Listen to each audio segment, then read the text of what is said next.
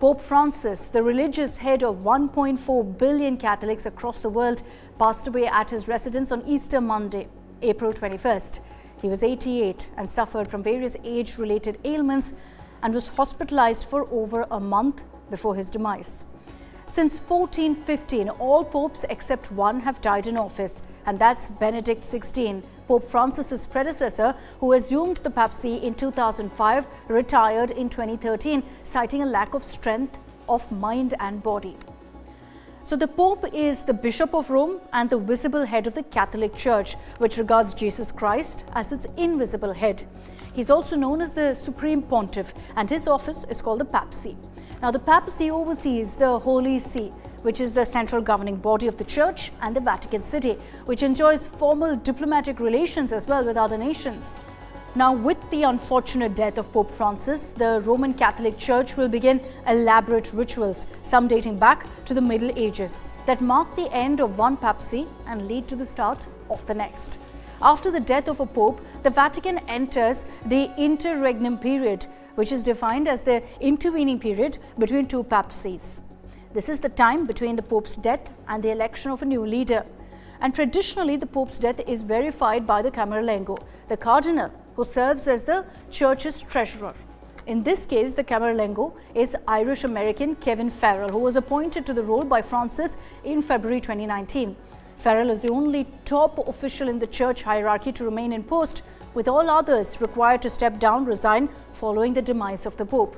The camerlengo ceremoniously calls out the Pope's baptismal name thrice, pronounces him dead if no response is received. The practice of using a small silver hammer to tap the Pope's forehead after his death was ended after 1963. The ring of the fisherman, the Pope's signet ring bearing the seal of his papacy, is broken off to symbolize the end of his rule. The papal apartment is locked and sealed. The camerlengo informs the College of Cardinals that the Pope is no more. Then the Novendial, or 9 days of mourning, follows. Pope Francis's open coffin has been laid out for veneration by the faithful. This is at the St. Peter's Basilica, putting an end to the display of papal bodies on a raised platform propped up by cushions as per tradition.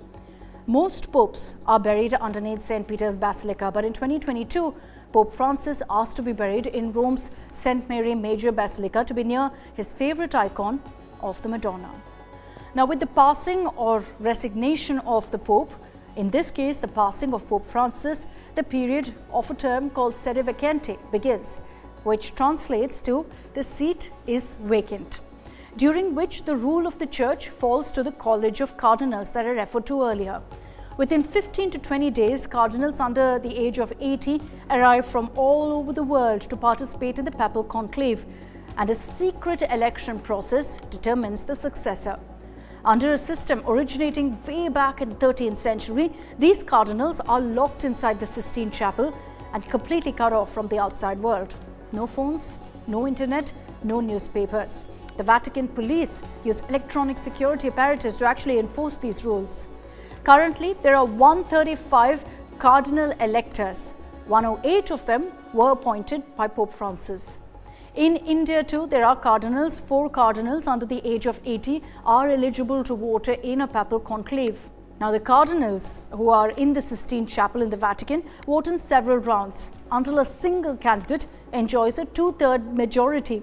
For each round of voting that does not yield a pope or a clear vote, black smoke is released from the chapel. White smoke signals the election of a new pope, so watch out for that.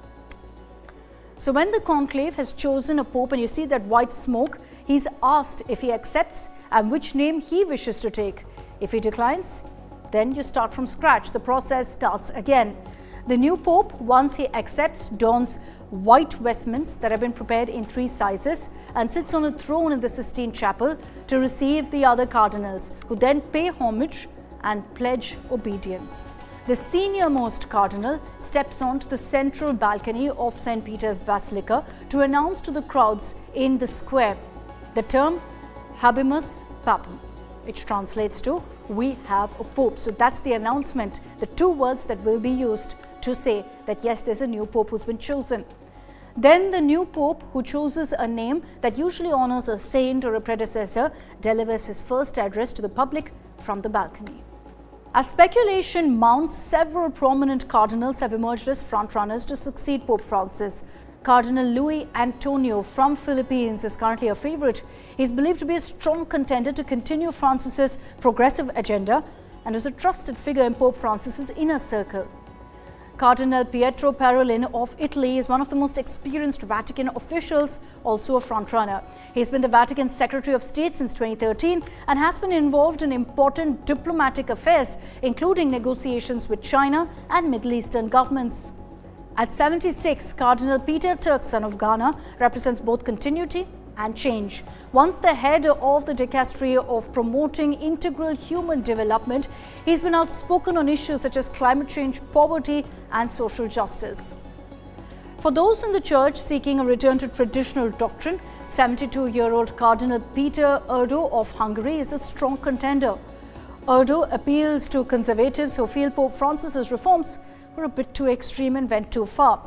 But his past controversial remarks on refugees and migration may complicate his candidacy. Then there's Cardinal Angelo Scola of Italy, who remains a long-standing papal contender. A former Archbishop of Milan and runner-up in the 2013 conclave that elected Pope Francis, Scola is seen as a theological heavyweight and a traditionalist. His advanced age may count against him, but his experience and scholarship still appeal to certain factions within the church. And very soon, a formal announcement will be made on who of the list of cardinals that I mentioned will be chosen as the next pope.